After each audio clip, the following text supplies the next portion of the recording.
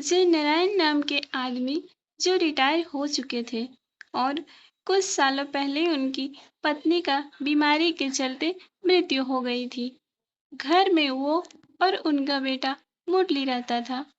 मुरली एक अच्छी कंपनी में जॉब करता था। जय नारायण जी अपने आप को बहुत अकेला महसूस करते थे। उनकी ये अकेलापन की फीलिंग यूं ही नहीं थी। वो दिन भर घर में अकेले भी रहते थे और जब शाम को बेटा काम से वापस लौटता था तब लैपटॉप और मोबाइल में लगा रहता था। जय नारायण जी उससे बात करने के लिए, अपना मन हल्का करने के लिए तरस जाते।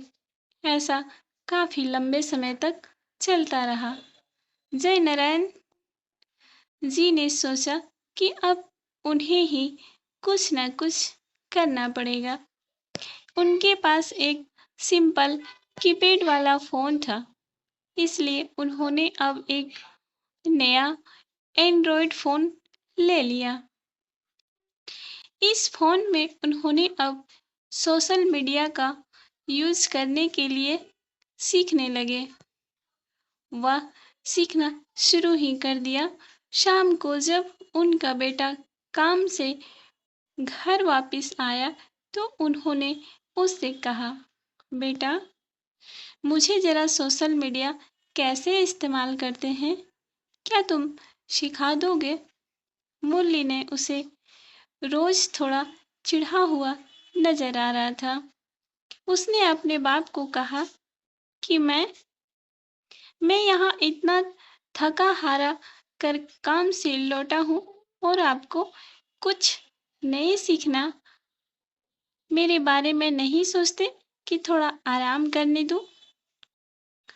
जय नारायण जी अपने बेटे की बातें सुनते रहे, कुछ न बोल पाए। उन्होंने अंदर से बहुत बुरा लगा था, लेकिन वह अपने आंसू को रोके हुए थे। अगले दिन सुबह जय नारायण जी ने अपने बेटे के लिए उसके मनपसंद का नाश्ता रेडी किया।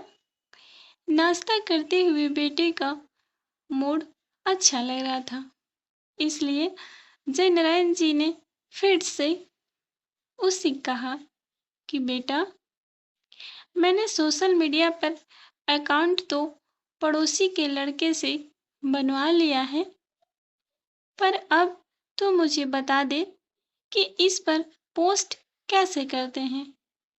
अपने बाप की बातें सुनकर इस बार मुरली जोर जोर से हंसने लगा और कहने लगा, क्या पापा, आप भी इस उम्र में कहाँ सोशल मीडिया के चक्कर में पड़ रहे हैं। आप धार्मिक किताबें पढ़ो, भगवान का नाम लो, कीर्तन भजन करो। इतना कहकर अपना नाश्ता खत्म करके मुरली अपने काम के लिए निकल गया। जय नारायण जी ने उसके बाद भी एक दो बार अपने बेटे से सोशल मीडिया सिखाने के लिए कहा, लेकिन उसने अपने बाप की बात पर ध्यान ही नहीं दिया। एक दिन रात को मुरली पानी पीने के लिए उठा तो उसने देखा कि उसके पापा की कमरे की लाइट चालू है।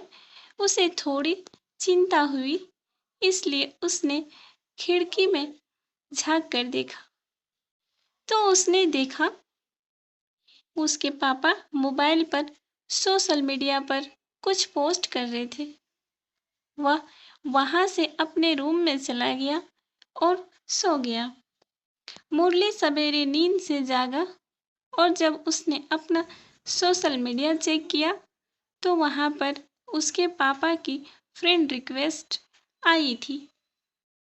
फ्रेंड रिक्वेस्ट एक्सेप्ट करने के बाद जब मुरली ने अपने पापा का अकाउंट चेक किया तो उसमें सबसे पहली पोस्ट जो थी उसमें उसी के बचपन की फोटो डाली हुई थी और लिखा था, हैप्पी बर्थडे बेटा। मुरली को अब रियलाइज हुआ कि क्यों उसके पापा सोशल मीडिया सीखने के लिए इतने पीछे पड़े हुए थे और क्यों यह काम उनके लिए इतना ज़्यादा इम्पोर्टेंट था। उसकी आंखें नम हो गई और सीधा अपने पापा के कमरे में गया और उनके गले लगाकर उनसे माफ़ी मांगने लगा और जोर जोर से रोने लगा। तो फ्रेंड्स, हम उन चीज़ों को ज़्यादा महत्व देते हैं जो कीमती हैं, लेकिन अमूल्य चीज़ों को अनदेखा कर देते हैं। माँ बाप और बाकी रिश्ते, इनको कोई भी कितनी भी कीमत देकर कभी खरीद नहीं सकता।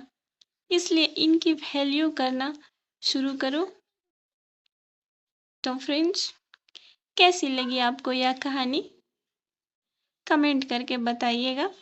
साथ ही इसी तरह की कहानियाँ सुनने के लिए हमारे चैनल को सब्सक्राइब कर लीजिएगा, बेल आइकन प्रेस कर लीजिएगा ताकि आपको हमारे नए कहानी की नोटिफिकेशन मिलते रहे।